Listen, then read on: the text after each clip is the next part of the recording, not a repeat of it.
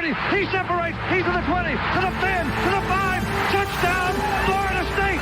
Warwick got up third down. Winky looking Winky. Wants to throw the knockout punch to Warwick. Warwick open. Touchdown. He does a touchdown. He did catch it. Touchdown, Florida State. Oh, Peter Warwick, how'd you do that? Kermit Whitfield to the left side. A hole to the 30. Kermit Whitfield to the 30, to the 20, 15, 10, 5. Touchdown up the zone. Kermit Whitfield, a 100-yard touchdown. Here's the snap. Winston rolling right. Throws the pass On the other. It's caught. It's caught. It's caught. For the end zone battle. Coleman. Touchdown. We're doing it for everybody. We're doing it big all over the country, all over the world. And I'm proud. I'm proud to say I'm a Florida State Seminole.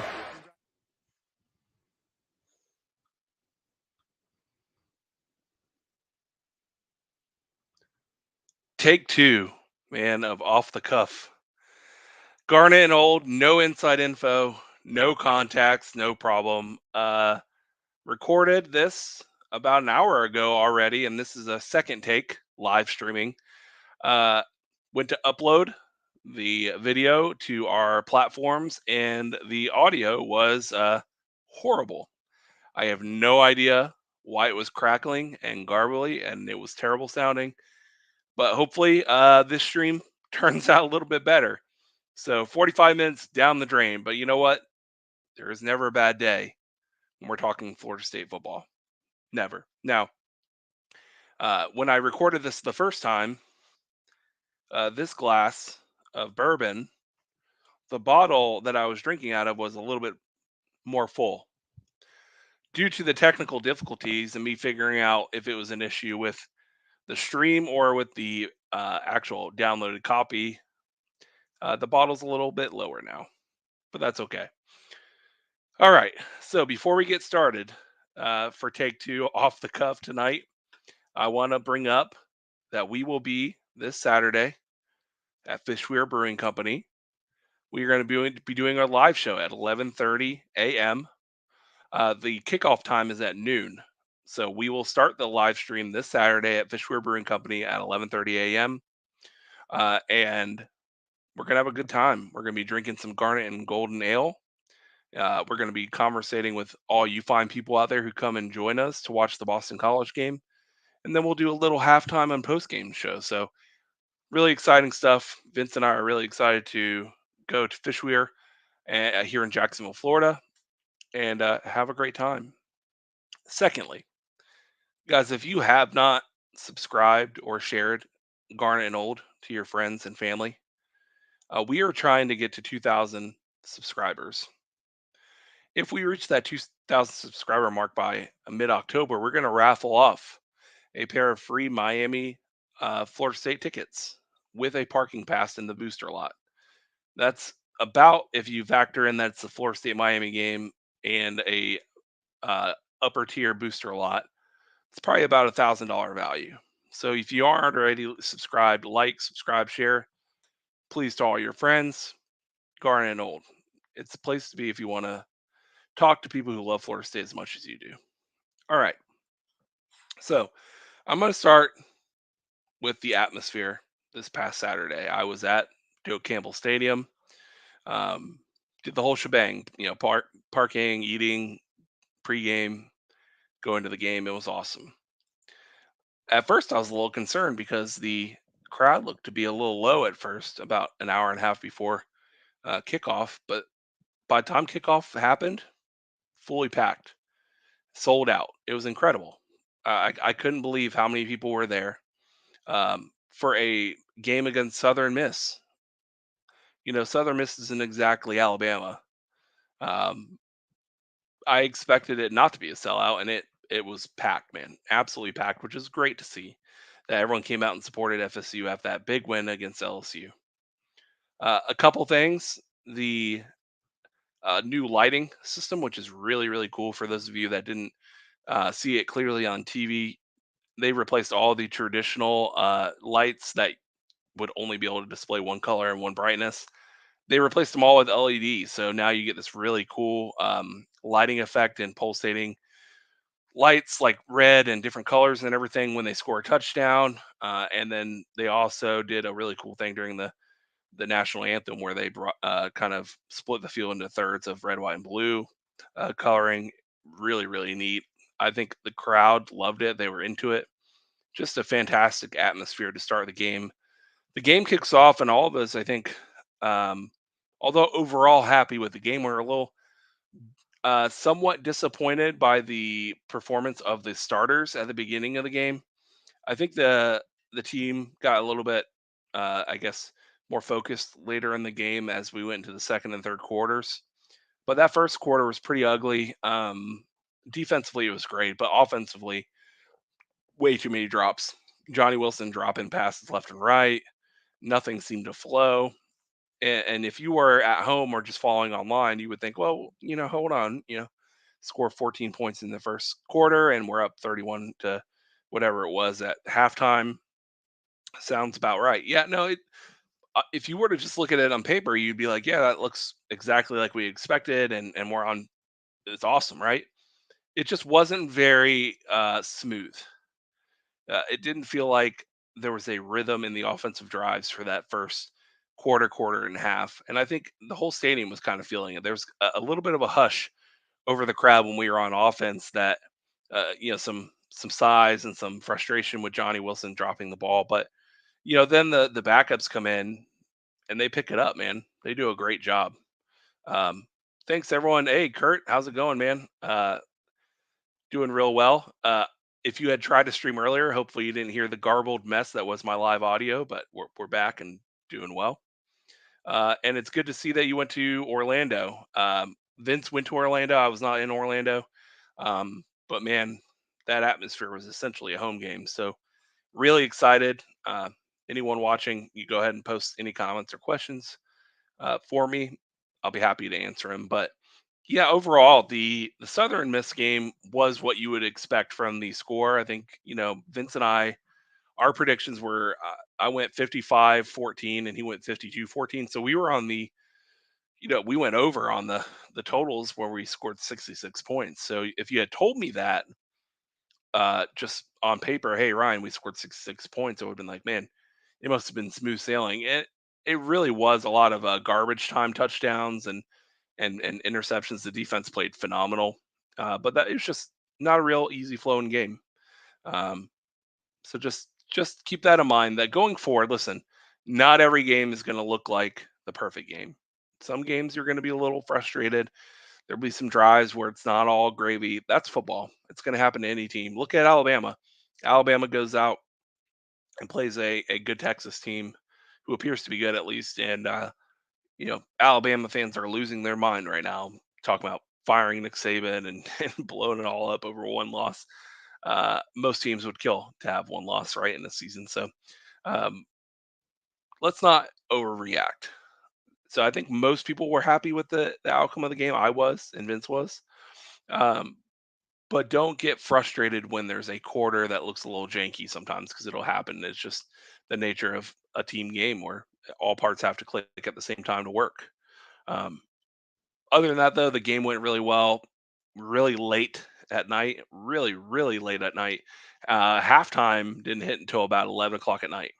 Like, uh, I think the final game was called and ended at 12:30. And, I did my post game around 12:30 at night. And man, didn't get back to the hotel till 1:30. It was a long night, but it was worth it to see the Knowles come out with a big win on Saturday. It was just a fun atmosphere, and I'm really looking forward to the rest of your Doak, especially before they get started on all these renovations. They sent out the email this week, and I got the email as a booster saying that the 24 season is going to be a little rough. There's going to be a lot of construction in and around the stadium. There's going to be sections of the stadium that aren't going to be available for you to have tickets in, and they're going to be giving priority to boosters for those tickets to be purchased. So if you're not a booster, you might be a good time to become a booster, because with that construction starting next year on the stadium, it might be a little harder to come by some of the cheaper tickets that used to be on the away side, as they're doing a lot of construction in and around the stadium. But hey, you have to do it sometime. There's not ever a great time to make the repairs necessary to improve a stadium. You just have to do it. But we'll all be excited when it's all done and there's a lot more seating options and things like that. That's gonna be great. I really hope the long term plan of putting a roof on Doak happens. That'd be awesome. Um, Coming up to this weekend, Boston College. I mean, it should be a blowout. Boston College looked terrible against Holy Cross. I think they look worse than Southern Miss as a football team. Just watching their performance the last 2 weeks, Boston College does not look good. So if we don't beat Boston College by 30 points, I'd be honestly pretty surprised. And I do want to answer one question because we don't know yet. So Kurt asks, any word on whether or not the Boston College game will be played, is scheduled, moved up, or canceled due to the hurricane? Great question. Thank you for writing in again, Kurt. Great to see you. The honest question is, if it's anything like, we have a blueprint of how this happens. So let me talk about that a little bit. I believe it was 2019. Hurricane was headed towards Florida, Jacksonville area, and we were supposed to play Boise State here in Jacksonville. Um, Yours truly actually had a tailgate plan that we paid for through Madison Social at the Everbank Stadium here in Jacksonville, and it got canceled. Now the game didn't get canceled; it got moved to Doak Campbell, but it didn't get moved to Doak Campbell until the day before. Like, they didn't tell us that the game was going to happen at Doak until maybe 24 hours before the game started. So, to answer your question, Kurt, is there a possibility it gets moved? Yes. Is there a possibility it gets changed to a different time or day? Yes. The most likely scenario, if it were to get changed, is that we find out late Thursday, early Friday, and there's some kind of press release that hey, we're going to have to move the game for precautionary reasons. I don't think it'll be that bad in Boston, but if there's a state of emergency, if there is a state of emergency filed for the state of Massachusetts, um, they'll probably have to move it. That's what happened in Florida, at least when they issued the state of emergency here. Like a few hours later is when Florida State announced that the game was moving. So they really just want to make sure the path is what it's expected to be, and they want to make sure the intensity is what it's supposed to be before they make any changes. Why make changes if it's not needed? But hey, we'll be thrilled if it gets moved to Doak because that's another home game. Now let's talk about Garnet and Old in that situation. If that were to happen, if the Boston College game did get moved to, let's say, Doak Campbell instead of in Massachusetts, we would still be doing our live show at Fishweir Brewing Company. We have made the commitment to partner with Fishweir, and they're really great partners. And so we would honor that commitment. We're not going to, last second pack up and go to Tallahassee or anything like that. We still will do the live show, no matter when it is, at Fishweir Brewing Company to cover the Boston College game when and wherever it takes place. So to be determined, Kurt. I hope nothing happens, just because it's simpler for all involved. Less logistics. But if it did, it wouldn't be terrible if it got moved to Doak Campbell. I do expect a big blowout, though. Again, if you watch Boston College football, not looking good at all. Um, I don't think it will be canceled. Kurt also said, I just don't want it to be canceled. Yes, I don't think it'll be canceled. Athletic departments really, really like making money, and when it happened with Boise, now I know that was a little bit different because it was a neutral site game in Jacksonville. But what they did was, when they moved it to Doak, I think a portion of that money did go to Boise. Still, the ticket sales, I think they worked out some kind of deal where all was not lost, and they honored the tickets for those who purchased the tickets for the Jacksonville game for you to use that same ticket and just walk up and come to Doak. So I don't think it'll be canceled, Kurt. If it is, I would be shocked. I think it'll be moved to a different location or moved to a different day. Is a more likely scenario. Athletic departments aren't in a position right now to be losing revenue and money from ticket sales, so that is a worst case scenario. Now, if like a Category 5 hit Tallahassee, Florida tomorrow and wiped out the whole city, then that's when games get canceled. But not for something that's going to be a one day, maybe a little high winds in Massachusetts. It'll be fine. Last thing I want to talk about is just kind of the state of the ACC. ACC is kind of beaten up on the SEC, which is interesting. You had Miami with the big win over Texas A&M. Jimbo, I'm sure only about another loss or two away from making all kinds of excuses. Uh, really excited to see that play out the rest of the season. Texas A&M fans not happy with them, but overall, I mean, the ACC is just doing really well against the SEC now. I'm not an ACC homer. Obviously, I want out of this conference, but it is nice sometimes to kind of put your nose up and say, I guess it doesn't always matter more in that conference because we're able to readily beat those teams over there. I hope it continues. Should be a fun one this weekend. Please come out again if you're in the Jacksonville area. Come say hi at Fishweir Brewing Company. We're going to be there at 11:30 a.m. when the doors open. Let's do a little pregame drinking together. We'll do a live show right there with all of you in the brewery, and then we'll watch the game together. It'd be a lot of fun. I think I've talked enough tonight. Yeah, like I said, I recorded one of these, a 30-minute version of one of these about an hour ago until I realized the audio did not work for whatever reason. So I didn't want to leave you guys without content. Wanted to record something, put something out there. But hey, listen, Garnet Old is still doing their. We're still doing our normal show every Thursday night at 7 o'clock with me and Vince, and we will have some guests upcoming. I think Vince has a really, really special guest this coming week. Someone who's involved in kind of statistical analysis on like when it's smart to go for it on fourth down and things like that. We might have some other guests coming up pretty soon from other people that I've been talking to. So good stuff coming on Garnet Old. So just subscribe and don't miss a thing because we're gonna have some really, really fantastic guests coming up. I will be at Clemson a week and a half from now. It was announced that it was a noon game. Not thrilled about that. The part of that I'm most frustrated about is that this weekend in Clemson, the high temperature is 79 degrees and the low is 55. Beautiful. The following weekend for that noon game, the high will be 90 degrees. And so we will all be sweating out there in Clemson. But you know what? I'm going there to represent Garnet Old and represent the Florida State fan base and report live pregame and postgame for Garnet Old from Death Valley. And hopefully a major victory coming up where we really plant the spear and say this is our conference again. We're gonna finish strong and beat Clemson. So really, really excited to do that. Please share, like, subscribe, all the fun stuff. We definitely want to get to that 2,000 subscriber mark by mid-October.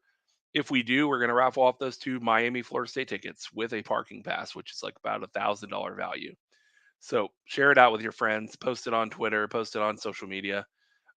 Really, really excited. And again, those subscribers that we're looking for are on YouTube. That's our main channel. We do post to all podcast subscriptions. I mean, whether you have Apple Podcasts or Google or Spotify, we're on all of them.